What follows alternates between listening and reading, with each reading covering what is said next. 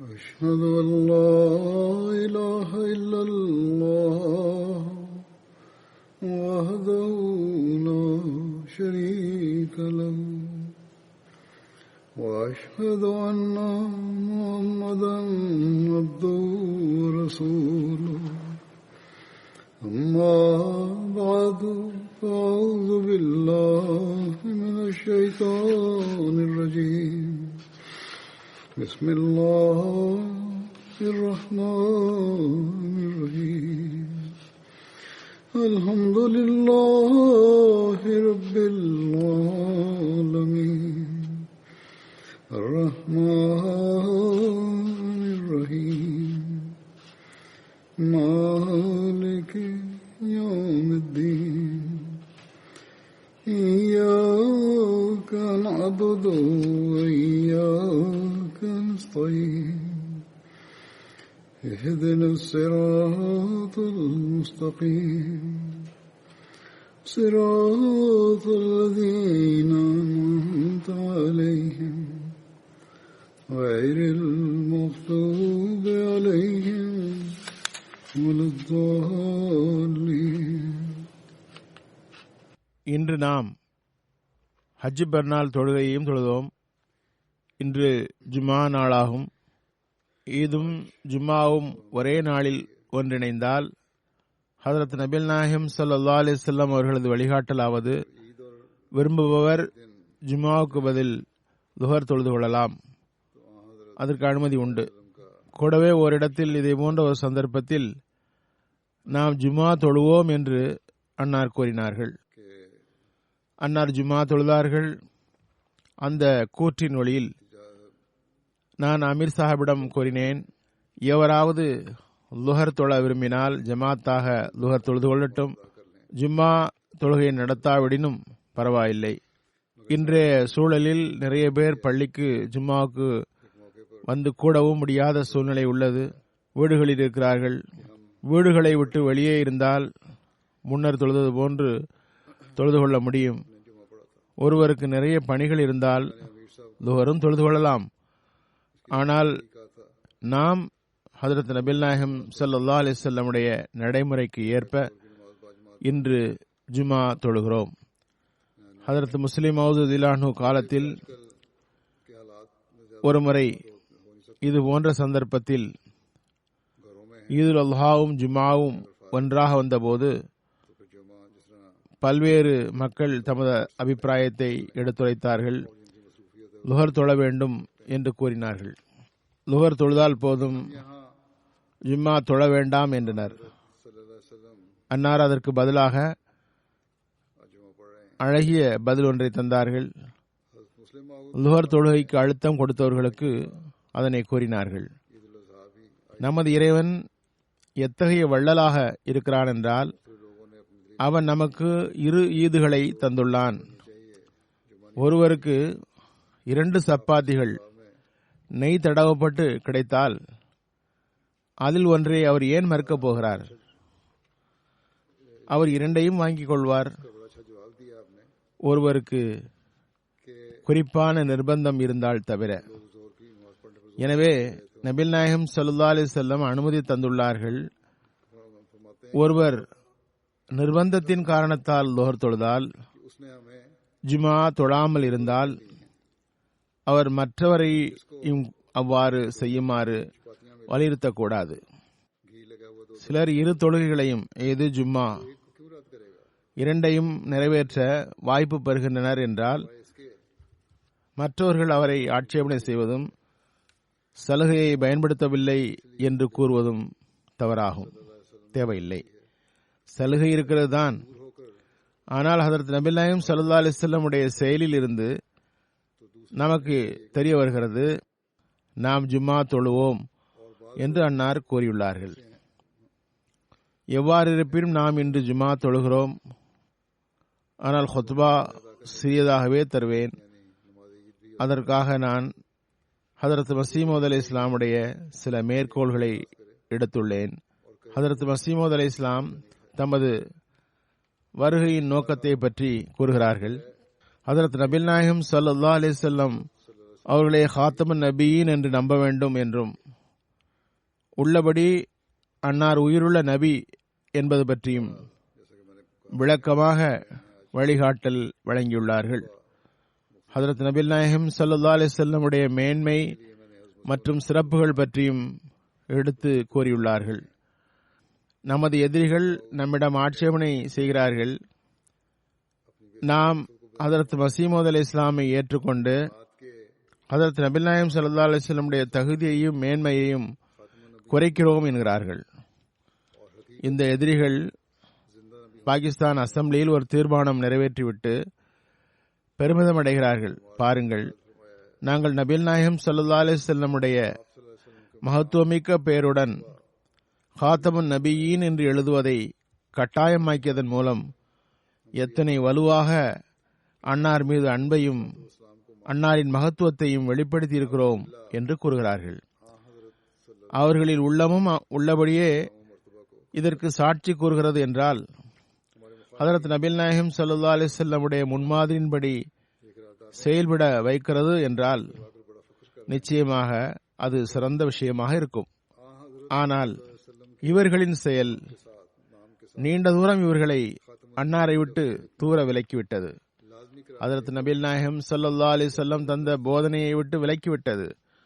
ஹதரத் நபில் நாயகம் ஸல்லல்லாஹு அலைஹி வஸல்லம் உடைய காலத்தில் இருந்து திரும்பி வந்து அவர்களின் போதனையை செவிமெடுத்தால், அதனை இப்படி அமல் செய்தால் முஸ்லிம்களின் கழுத்தை வெட்டுபவர்களாக இருந்திருக்கவே மாட்டார்கள். காலத்தில் இமாம் ஹதரத் நபில் நாயகம் ஸல்லல்லாஹு அலைஹி வஸல்லம் உடைய உண்மை அடியாரிடம் பையத் செய்ய ஓடி வந்திருப்பார்கள். ஹாத்தமுன் நபியீன் என்ற சொல்லை எழுதுவதை கட்டாயமாக்குவதன் மூலம் பெரிய காரியம் செய்துவிட்டதாக நினைக்கிறார்கள். அகமதிகளின் வழியை அடைத்து விட்டதாகவும் நினைக்கிறார்கள். இந்த அறிவு குருடர்களுக்கு அகமதிகள்தான் ஹாத்தமுன் நபியினுடைய மகத்துவத்தை புரிந்துள்ளார்கள் என்று தெரியாது. இந்த புரிதிறனை ஹதரத் மஸீஹ் மவ்ஊத் அலைஹிஸ்ஸலாம் தான் நமக்கு தந்திருக்கிறார்கள். ஹதரத் மஸீஹ் மவ்ஊத் அலைஹிஸ்ஸலாமுடைய வார்த்தைகளில் ஒரு சக்தி இருக்கிறது. அதன் அருகில் கூட இவர்களால் செல்ல முடியாது. அன்னாரின் ஒவ்வொரு நொடியும் அமலும் ஹதரத் ஹாத்தமுல் அம்பியா முஹம்மது முஸ்தபா ஸல்லல்லாஹு அலைஹி வஸல்லம் அவர்கள் மீது உள்ள பேரன்பு நேசத்தில் நிறைந்திருக்கிறது. அதனை இவர்களால் சிந்திக்க கூட இயலாது. இது பற்றி ஹதரத் மஸீஹ் மவ்ஊத் அலைஹிஸ்ஸலாமுடைய எண்ணற்ற வழிகாட்டல்கள், எழுத்துகள், கூற்றுகள் உள்ளன. இப்போது நான் முன்மாதிரியாக அதில் ஓரிரண்டை எடுத்து வைக்கின்றேன். தமது வருகையின் நோக்கம், தமது இயக்கத்தை பற்றி எடுத்துரைத்தவாறு எதிரிகளை விழித்து கூறுகிறார்கள். நான் வருவதற்கு இரு காரணங்கள் உள்ளன. ஒன்று, முஸ்லிம்களை அசல் தக்வா மற்றும் பரிசுத்தத்தில் நிலைநாட்டுவது. அவர்கள் எத்தகைய முஸ்லிம்களாக ஆக வேண்டுமென்றால், முஸ்லிம் என்ற சொல்லில் அல்லாஹ் என்ன நுட்பத்தை வைத்துள்ளானோ அதனை நிறைவேற்ற வேண்டும். முழுமையான கட்டுப்படுதலுடன் அல்லாஹுடைய கட்டளையை பின்பற்ற வேண்டும். எனது வருகையின் இரண்டாவது நோக்கம் என்னவென்றால் சிலுவையை முறிப்பதாகும். அவர்களின் சேர்க்கை இறைவன் தென்படக்கூடாது. உலகம் அதனை முற்றிலும் மறந்துவிட வேண்டும். ஒரே இறைவனை வணங்க வேண்டும். எமது இந்த நோக்கங்களை பார்த்துவிட்டு இம்மக்கள் என்னை ஏன் எதிர்க்கிறார்கள்? அவர்கள் நினைவில் கொள்ள வேண்டும், இந்த பணி நயவஞ்சகத்தின் அழுக்கு கலந்ததாக இருக்குமோ அது தன்னாலேயே தமது விஷத்தினாலேயே அழிந்துவிடும். உள்ளத்தில் உள்ள நயவஞ்சகம், அழுக்கு ஆகியவை நல்ல விளைவை தராது. எனவே அவர்களின் பணி விரைவில் முடிந்தே போய்விடும். ஒரு பொய்யன் வெற்றி பெற முடியுமா? இன்னல்லாஹ லா யஹ்தி மன் ஹுவ முஸ்ரிஃபுன் கஸாப். நிச்சயமாக அல்லாஹ் தஆலா வரம்பு மீறி செயல்படக்கூடிய பொய்யனுக்கு நேர்வழி காட்ட மாட்டான். பொய்யனின் அழிவுக்கு அவனது பொய் மட்டுமே போதுமானது. ஒரு பொய் அடியான் அழிந்து போவதற்கு அவனது பொய்யே போதுமானது.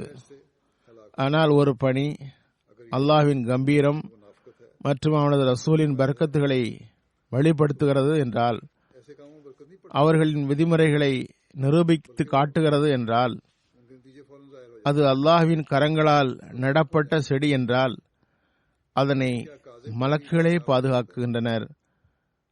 அவ்வியக்கத்தை பாதுகாப்பது அடியார்களின் பணி அல்ல. அல்லாஹ் பணியை தொடங்கினான், மலக்குகள் அதனை பாதுகாக்கின்றனர். அதனை அழிப்பவர் யார்? இது ஓர் அறைகூவலாகும். எங்கு எதிர்ப்பு ஏற்படுகிறதோ அங்கு ஜமாத் அஹ்மதியா வளர்கிறது.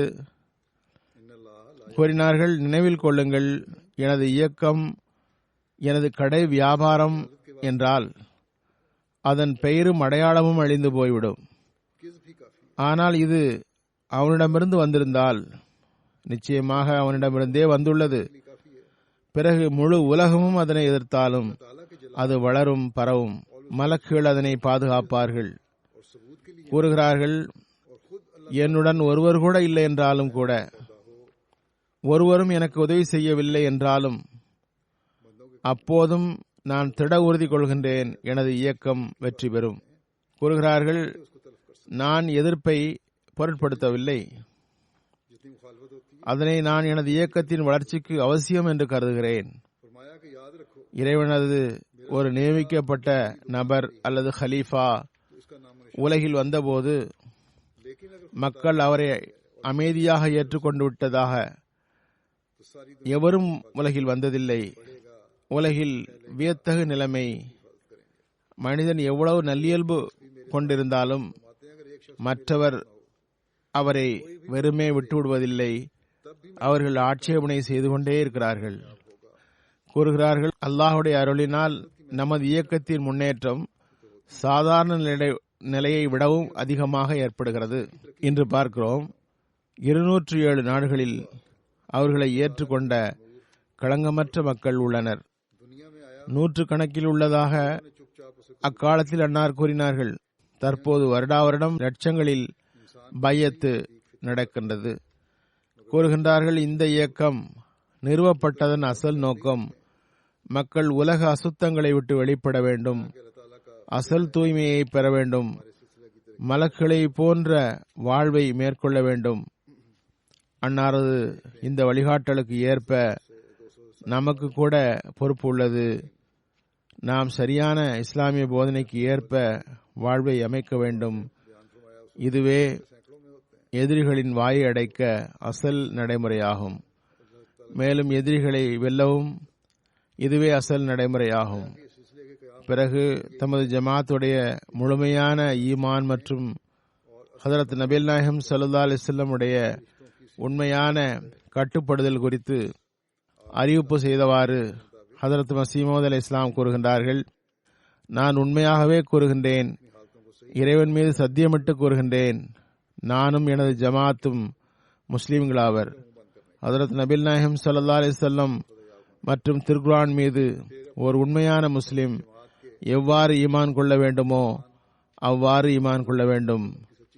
ஓர் அணுவளவு இஸ்லாத்தை விட்டு வெளியில் கால் எடுத்து வைப்பதை அழிவுக்கு காரணமானது என்று உறுதியாக நம்புகிறேன். இதுவே எனது மார்க்கமாகும்.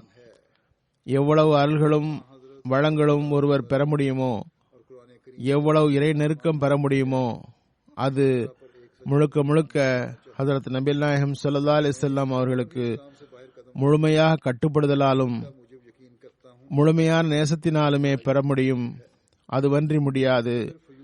ஹதரத் நபிகள் நாயகம் ஸல்லல்லாஹு அலைஹி வஸல்லம் அவர்களை தவிர்த்து வேறு எங்கும் நேர்வழி இல்லை. ஆம், இதுவே உண்மையாகும்.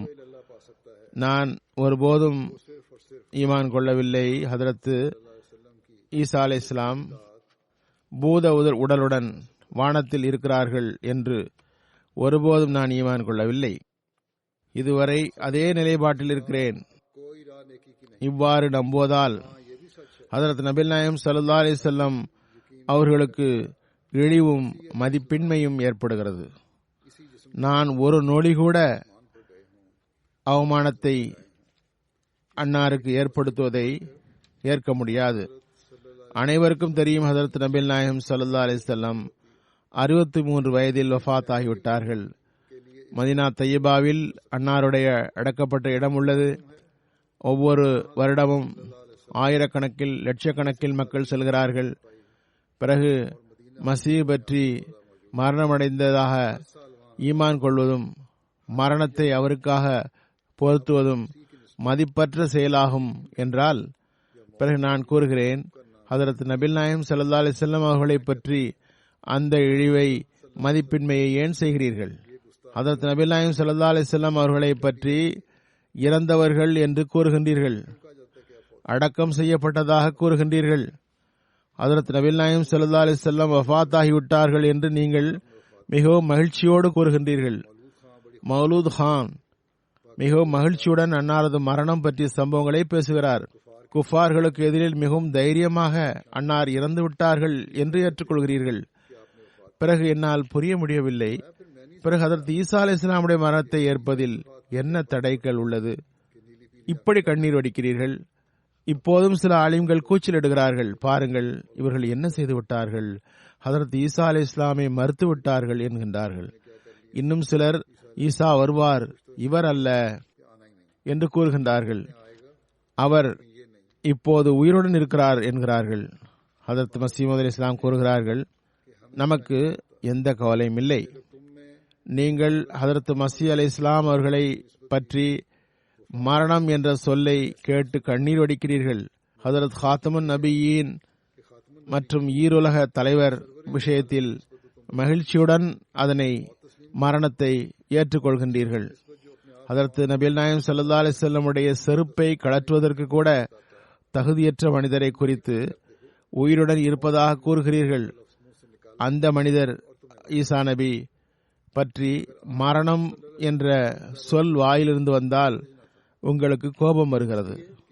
ஹதரத் நபில் நாயகம் ஸல்லல்லாஹு அலைஹி வஸல்லம் உயிரோடு இருந்தால் குற்றமில்லை, ஏனென்றால் அன்னார் மகத்தான நேர்வழியை கொண்டு வந்தார்கள். அதற்கு ஈடானது உலகில் காணப்படவில்லை. ஹதரத் நபில் நாயகம் ஸல்லல்லாஹு அலைஹி வஸல்லம் ஒரு செயல் முன்மாதிரி காட்டினார்கள். அதே போன்று ஒன்றை ஆதம் நபியிலிருந்து இதுவரை உலகில் எவரும் காட்ட முடியாது. நான் உங்களிடம் உண்மையாகவே கூறுகின்றேன், ஹதரத் நபில் நாயகம் ஸல்லல்லாஹு அலைஹி வஸல்லம் அவர்களின் இருப்பு உலகிற்கும் முஸ்லிம்களுக்கும் எவ்வளவு தேவையோ அவ்வளவு மசீஹின் இருப்பு உலகிற்கு தேவையில்லை. பிறகு ஹதரத் நபில் நாயகம் ஸல்லல்லாஹு அலைஹி வஸல்லம் உடைய இருப்பு ஒரு அருளுக்குரிய இருப்பாகும். அன்னாரது மரணத்தை கேட்டு சஹாபா பைத்தியமாக ஆகிவிட்டார்கள். ஹதரத் உமர் வாளை உருவியவாறு, ஹதரத் நபில் நாயகம் ஸல்லல்லாஹு அலைஹி வஸல்லம் அவர்களை மரணித்தவர் என்று எவராவது கூறினால் நான் அவரது தலையை தனியே எடுத்து விடுவேன் என்று கூறினார்கள். அந்த ஆவேசமான நேரத்தில் அல்லாஹ் தஆலா ஹதரத் அபூபக்கர் ரலியல்லாஹு அன்ஹு அவர்களுக்கு ஒரு சிறப்பான ஒளியை வழங்கினான். அன்னார் எல்லோரையும் ஒன்று கூட்டினார்கள், ஒரு ஹுத்பா கொடுத்தார்கள். அதனை இப்போதும் படிக்கலாம். வமா முஹம்மதுன் இல்லா ரசூலுன் கத் கலத் மின் கப்லிஹி ருசுல். ஹதரத் ரசூலுல்லாஹி ஸல்லல்லாஹு அலைஹி வஸல்லம் ஒரு ரசூல் ஆவார்கள். அவர்களுக்கு முன்னர் எவ்வளவு ரசூல்மார்கள் வந்தார்களோ அனைவரும் மரணித்து விட்டார்கள். கூறினார்கள், சிந்தனை செய்யுங்கள், யோசித்து கூறுங்கள். அபூபக்கர் சித்திக் ஹதரத் நபில் நாயகம் ஸல்லல்லாஹு அலைஹி வஸல்லம் அவருடைய வஃபாத்தின் போது ஏன் இந்த வசனத்தை படித்தார்கள்? அன்னாருக்கு என்ன நோக்கம் இருந்தது? எல்லா சஹாபாக்களும் அங்கு இருந்தார்கள். நிச்சயமாக என்னால் கூற முடியும், நீங்கள் மறுக்க முடியாது. ஹதரத் நபில் நாயகம் ஸல்லல்லாஹு அலைஹி வஸல்லம் உடைய வஃபாத்தின் காரணத்தினால் சஹாபாக்களின் உள்ளத்தில் கடும் துயரம் இருந்தது. அன்னார் மரணம் சற்று முன்னரே நடந்துவிட்டதாக கருதினர். ஹதரத் நபில் நாயகம் ஸல்லல்லாஹு அலைஹி வஸல்லம் உடைய மரணம் குறித்து அவர்கள் கேட்க விரும்பவில்லை. அத்தகைய சூழலில் தைரியமிக்க உமர் ரலியல்லாஹு அன்ஹு போன்ற சஹாபி ஆவேசமாக இருக்கும்போது இந்த வசனம் அவர்களுக்கு ஆறுதல் தரவில்லை என்றால் அவர்களின் கோபம் அணைந்தே இருக்காது. ஹதரத் ஈசா உயிருடன் இருப்பதாக அன்னார் கருதியிருந்தால் உயிருடனே இறந்திருப்பார்கள். ஹதரத் நபில் நாயகம் ஸல்லல்லாஹு அலைஹி வஸல்லம் அவர்களின் வாழ்வை தவிர வேறு எவரின் வாழ்வையும் அவர்களால் ஏற்கவே முடியாது இருந்தது. பிறகு எவ்வாறு தமது கண்ணுக்கு முன் ஹதரத் நபில் நாயகம் ஸல்லல்லாஹு அலைஹி வஸல்லம் அவர்களை மரணித்தவராக காண்பார்கள்? மஸீஹ் அலைஹிஸ்ஸலாம் உயிருடன் இருப்பதாக ஏற்பார்கள். ஹதரத் அபூபக்கர் ரலியல்லாஹு அன்ஹு குத்பாவை ஓதியதும் அவர்களின் வேகம் தணிந்தது. அப்போது சஹாபாக்கள் மதீனாவின் வீதிகளில் இந்த வசனத்தை ஓதியவாறு தெரிந்தனர். இந்த வசனம் இன்று இறங்கியது போன்று அவர்கள் கருதினர். அப்போது ஹஸ்ஸான் பின் சாபித் ஒரு கவிதையை எழுதினார். அதில் அவர் கூறுகிறார், குந்த சுவாதுன் நாசிரி வ அமிய அலன் நாசிரு மன் ஷா பாதக ஃபல் யமுத் அலைக்க குந்து ஹாசிரு. இந்த மேற்கண்ட வசனத்தில் அனைவரும் இறந்து விட்டார்கள் என்று கூறப்பட்டு விட்டது. எனவே ஹஸ்ஸான் சாபித் கூறினார்கள், எவரது மரணத்தை குறித்தும் பரவாயில்லை, ஹதரத் நபி நாயகம் ஸல்லல்லாஹு அலைஹி வஸல்லம் அவர்களுக்கு எதிரில் எவரது வாழ்வை குறித்தும் நம்புவதை அவர்களால் ஏற்க முடியாமலே இருந்தது என்பதை புரிந்து கொள்ளுங்கள். ஹதரத் நபி நாயகம் ஸல்லல்லாஹு அலைஹி வஸல்லம் உடைய வஃபாத் வேளையில் முதல் யோகோபித்த கருத்து உலகில் ஏற்பட்டது என்றால் அது மஸீஹ் அலைஹிஸ்ஸலாமுடைய மரணம் குறித்ததாகவே இருந்தது.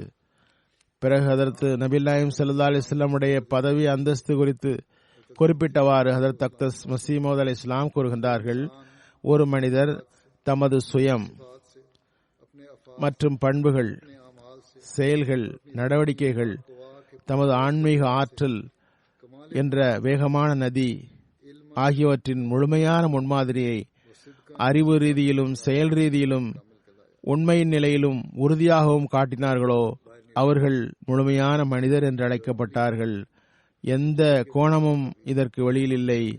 அறிவு ரீதியிலும் செயல் ரீதியிலும் உண்மையின் தரத்தின் அடிப்படையிலும் உறுதியான பாதத்தின் அடிப்படையிலும் அறிவு மற்றும் ஞானத்திலும் அன்னார் காட்டிய முன்மாதிரியின் அடிப்படையில் முழுமையான மனிதர் என்று அவர்கள் அழைக்கப்பட்டார்கள். கூறுகின்றார்கள், அந்த மனிதரின் எல்லாரிலும் முழுமையானவராவார்கள். அவரே இன்சானே காமில் என்று அழைக்கப்பட்டார்கள். முழுமையான நபியாவார்கள். முழுமையான பர்க்கத்துகளுடன் வந்தார்கள். அவர்களின் ஆன்மீக எழுப்புதல் மற்றும் ஒன்று கூட்டுதல் மூலம் உலகில் முதல் கியாமத் வந்தது. பெரும் மரணித்த உலகமே அவர்களின் வருகையினால் உயிர் பெற்றது. அதற்கு ஆன்மீக வாழ்வு கிடைத்தது. அந்த அருளுக்குரிய நபி ஹாத்தமுல் அம்பியா, இமாமுல் அஸ்ஃபியா, ஹாத்தமுல் முர்சலீன், ஃபஹருன் நபியின் ஜனாபே முஹம்மது முஸ்தபா ஸல்லல்லாஹு அலைஹி வஸல்லம் ஆவார்கள். எனது அன்பிற்குரிய இறைவா, இந்த அன்பிற்குரிய நபியின் மீது ரஹ்மத் மற்றும் தரூத் அனுப்புவாயாக. உலகம் தோன்றியது முதல் உலகில் எவருக்கும் அனுப்பாத அளவுக்கு அனுப்புவாயாக. அந்த மகத்தான நபி உலகில் வராவிட்டால் சின்ன சின்ன நபிமார்களாக உலகில் தோன்றிய ஹதரத் யூனுஸ், அய்யூப், மஸீஹ் இப்னு மரியம், மலாக்கி, யஹ்யா, ஜக்கரியா போன்ற நபிமார்களின் உண்மைக்கு நம்மிடம் எந்த ஆதாரமும் இல்லை.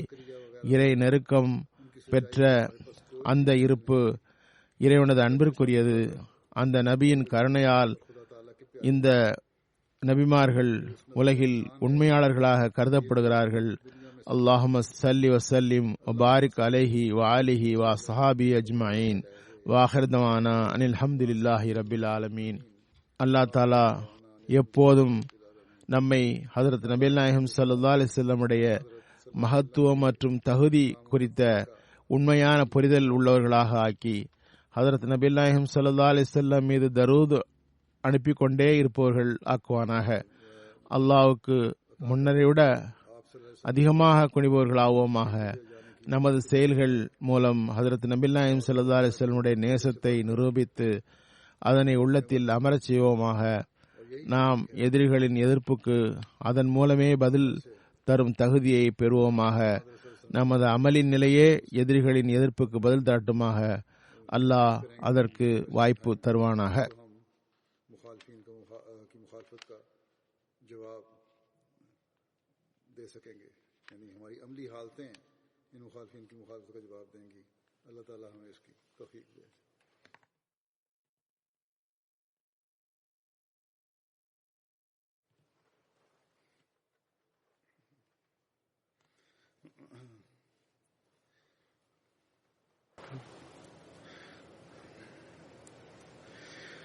الحمد لله نحمده ونستعينه ونستغفره ونؤمن به ونتوكل عليه ونعوذ بالله من شرور أنفسنا ومن سيئات أعمالنا من يهده الله فلا مضل له ومن يضلل فلا هادي له ونشهد أن لا إله إلا الله ونشهد أن محمدا عبده ورسوله عباد الله رحمكم الله إن الله يأمر بالعدل والإحسان وإيتاء ذي القربى وينهى عن الفحشاء والمنكر والبغي يعظكم لعلكم تذكرون اذكروا الله يذكركم وادعوه يستجب لكم ولذكر الله أكبر